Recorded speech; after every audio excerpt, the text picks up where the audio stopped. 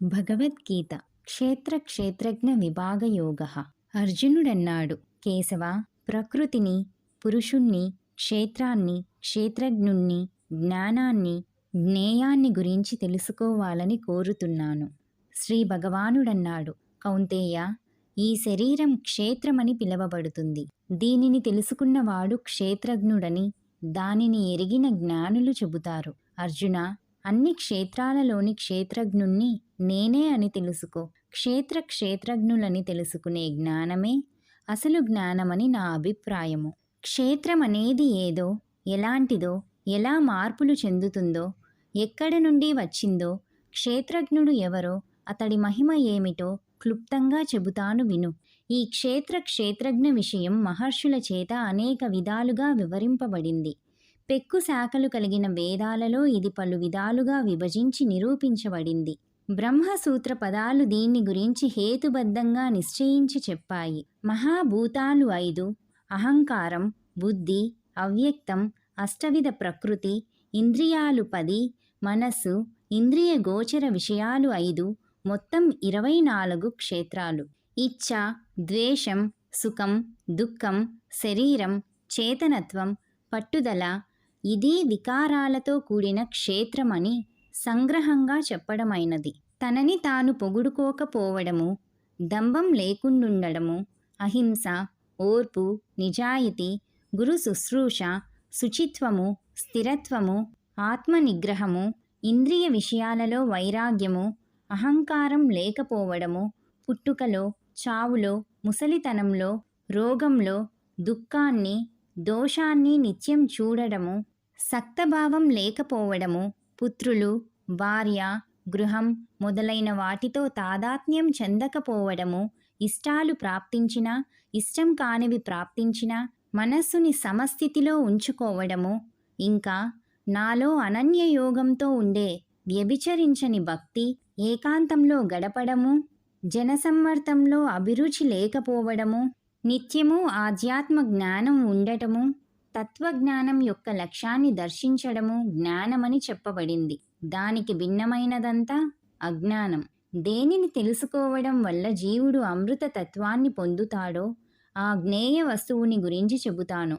ఆది లేనిది పరబ్రహ్మము. అది సత్తు కాదని, అసత్తు కాదని చెప్పబడుతుంది. దానికి అంతటా చేతులు, కాళ్ళు, కళ్ళు, తలలు, నోళ్ళు, చెవులు ఉండి అది లోకంలో సర్వాన్ని ఆవరించి ఉంటుంది. ఆ పరబ్రహ్మము ఇంద్రియాల లక్షణాల ద్వారా ప్రకాశించేది. ఏ ఇంద్రియాలు తనలో లేనిది, దేనిని అంటకుండానే అన్నింటినీ భరించేది, గుణవిహీనమై కూడా గుణాలని భోగించేది, అది జ్ఞేయం. జీవుళ్ళకి బయట, లోపల ఉండేది, కదిలేది, కదలనిది కూడా అయినా సూక్ష్మమైనందువల్ల తెలియబడదు. అవిద్వాంసులకు దూరంగానూ, విద్వాంసులకు దగ్గరగానూ ఉన్నది. ఆ పరబ్రహ్మము విభాగములు లేనిదైనా జీవుళ్ళల్లో విభజించబడినట్లుగాను జీవుళ్ళని భరించేది, సృష్టి సంహారాలని చేసేదిగా తెలియాలి. వెలుగులకి వెలుగు అది. అజ్ఞానమనే చీకటికి ఆవలనున్నదని చెప్పబడుతుంది. అదే జ్ఞానము, జ్ఞేయము, జ్ఞానగమ్యము అందరి హృదయాలలో సిద్ధించి ఉన్నది. క్షేత్రం, జ్ఞానం, జ్ఞేయం సంగ్రహంగా చెప్పబడ్డాయి.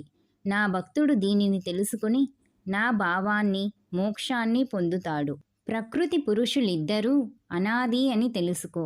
వికారాలు, గుణాలు ప్రకృతి నుండి పుట్టాయని తెలుసుకో. కార్యకారణాల తయారీకి ప్రకృతి కారణం అని చెప్పబడుతుంది.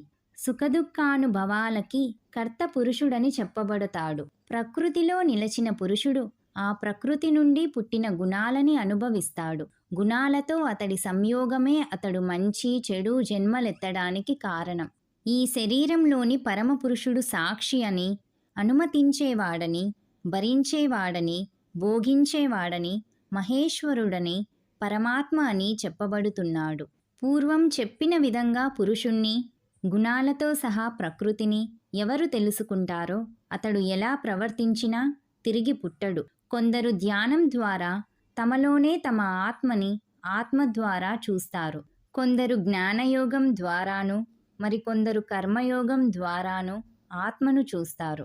ఈ ప్రకారంగా తెలుసుకోలేని వారు కూడా అన్యుల ద్వారా విని అలా విన్న దానిపై గురి ఉంచిన వారు కూడా సంసారాన్ని తప్పక తరిస్తారు. భరత శ్రేష్ఠుడా, స్థావర జంగమ రూపమగు ప్రాణికోటి ఏదైతే ఉందో అది క్షేత్రజ్ఞుల కలయిక వల్లనే పుడుతుందని తెలుసుకో.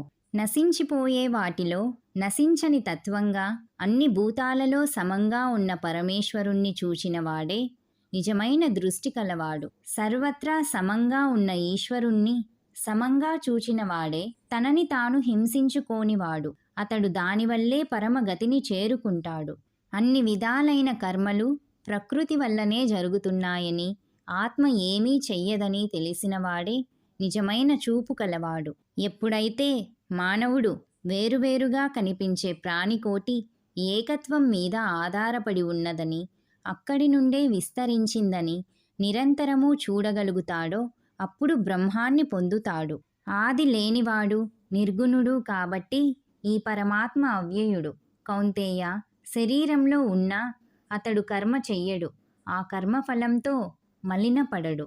ఎలాగైతే అంతటా వ్యాపించి ఉన్న ఆకాశం సూక్ష్మత్వం వల్ల దేనిచేత అంటబడదో అలాగే దేహమంతటా వ్యాపించి ఉన్న ఆత్మ అంటబడదు. ఓ భారత, ఎలాగైతే సూర్యుడు ఒక్కడే ఈ యావత్తు లోకాన్ని ప్రకాశింపజేస్తాడో అలాగే ఈ యావత్తు క్షేత్రాన్ని క్షేత్రధారి ఒక్కడే ప్రకాశింపజేస్తాడు. ఈ ప్రకారంగా క్షేత్రజ్ఞుల భేదాన్ని, భూత ప్రకృతి నుండి మోక్షం పొందే పద్ధతిని జ్ఞాన దృష్టితో ఎవరు తెలుసుకుంటారో వాళ్ళు పరమపదాన్ని చేరుకుంటారు. ఓం తత్సత్. ఇది శ్రీమద్భగవద్గీతాసు ఉపనిషత్సు బ్రహ్మ విద్యాయాం యోగశాస్త్రే శ్రీకృష్ణార్జున సంవాదే క్షేత్రజ్ఞ విభాగ యోగో నామ త్రయోదశోధ్యాయః. స్వస్తి.